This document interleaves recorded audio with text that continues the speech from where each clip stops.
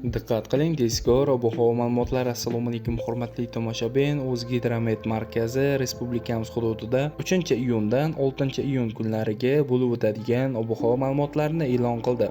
Bunga ko'ra, Qoraqalpog'iston Respublikasi, Xorazm, Buxoro, Navoiy viloyatlarida havo biroz bulutli bo'ladi. 3-iyun kuni ayrim joylarda yomg'ir yog'ishi, momaqaldiroq bo'lishi kuzatiladi. 4-6-iyun kunlari esa yog'ingarchiliklar kutilmaydi. Shamol g'arbdan sekundiga 7-12 metr/sekund tezlikda esadi. Ba'zi joylarda shamolning tezligi 15-20 metrgacha kuchayishi mumkin. Haroratlar kechalari 15-20 daraja iliq, kunduz kunlari 30-35 daraja atrofida bo'ladi. Toshkent, Samarqand, Jizzax, Sirdaryo, Qashqadaryo hamda Surxondaryo viloyatlarida ham havo biroz bulutli bo'ladi. 3-4-iyul kunlari ba'zi joylarda qisqa muddatli yomg'ir yog'ishi kutilmoqda. 5-6-iyun kunlari esa yog'ingarchiliklar kutilmaydi. Shamol g'arbdan sekundiga 7-12 metr/sekund tezlikda esadi.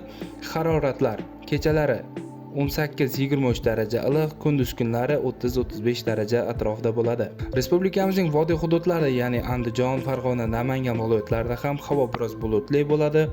3-5-iyul kunlari ba'zi joylarda yomg'ir yog'ishi, momaqaldiroq bo'lishi kutilmoqda. 6-iyul kuni esa yog'ingarchiliklar kutilmaydi. Shamol g'arbdan sekundiga 5-10 metr/sekund tezlikda esadi. Haroratlar kechalari 20-25 daraja iliq, kunduz kunlari 30-35 darajagacha ko'tariladi. Sizlarga yetkazmoqchi bo'lgan xabarlarim shulardan iborat edi. E'tiboringizga rahmat, sog' bo'ling, salomat bo'ling.